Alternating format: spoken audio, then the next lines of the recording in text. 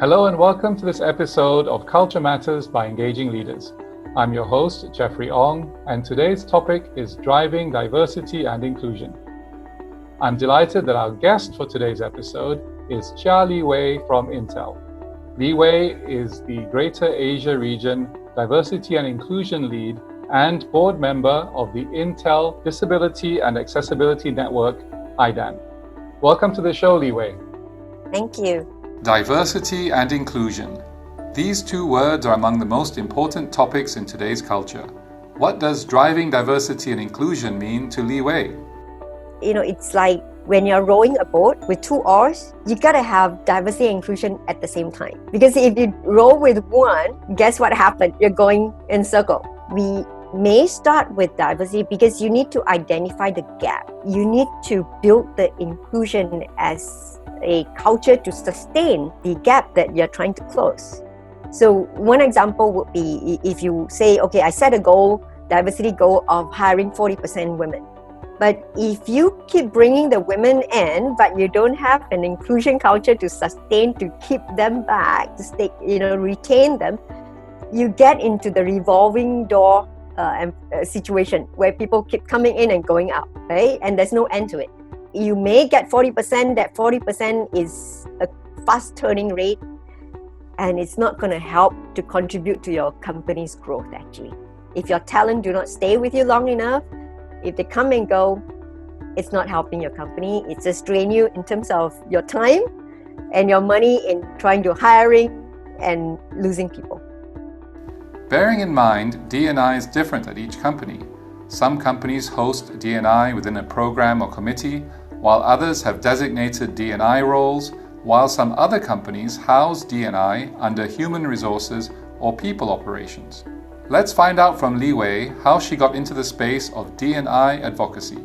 When Intel, had a position for planning officer, I thought I'll just give it a try. I needed a job. I was unemployed for 6 months. I was getting really desperate. I've been with Intel for more than 20 years and moving from job to job. So far, I think I've had about 8 to 9 jobs in Intel. And when I started, was doing planning, then I moved on to marketing, and then I did a major switch. Again, like you say, it's the opportunities available within the company that they allowed me to do that switch to become an OD consultant, organization and development consultant. And it was during that time when I was doing that job, my manager brought it to my attention and says, hey, do you realize every time when we do senior leaders training, most of the participants are men, and we only have like 1 or 2 women in there. I moved from OD to business HR. It was during my role in business HR, I pitched the idea of having initiatives that provide an ecosystem for the women to grow. We have a lot of lower, junior grade level women in the company, but as you go up the rank, it gets thinner, right? And eventually when you talk about the top level, normally it's just a few percentage. I set up something called Women at Intel Network. Short acronym is called WIN, and it is an employee resource group that helps the women to get together and network with each other and learn from each other. Eventually, other countries in other Intel sites in different countries in Asia also adopt that and started to set up WIN. Because of what I did, when there is a D&I role opening up, subsequently I applied for it and I got a job.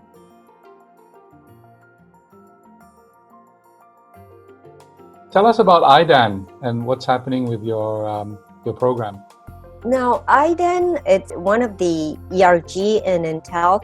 What it does is similar thing. It focuses on encouraging our employee with disabilities to come together so they can build their network, because sometimes when you're a minority, you could be one in a whole organizations of 200 people or 300 people, right? And you feel so alone because you look around, other people may not understand what you're going through. And that's the power of having ERGs, is they can get together, learn from each other, and at the same time, we also have senior managers who come in and coach them and mentor.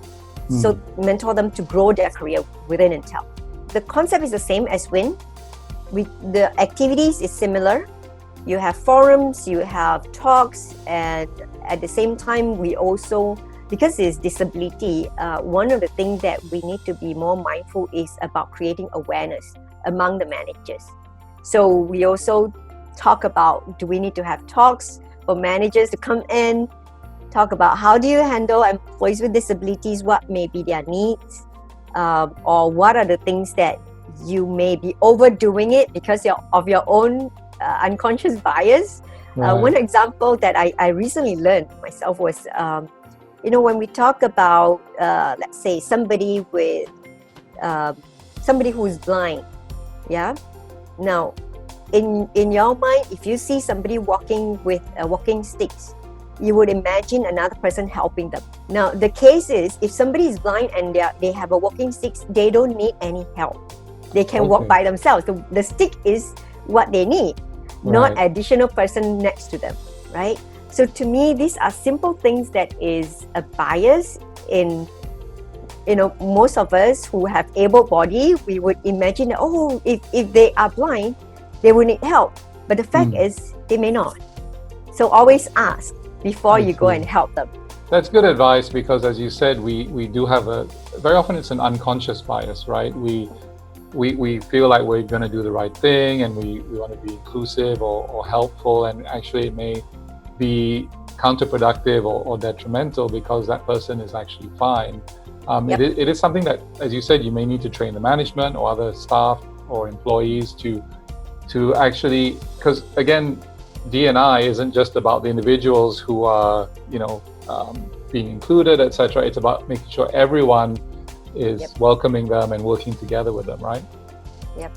Chia Li Wei uses the example of rowing a boat. You can't have diversity without inclusion.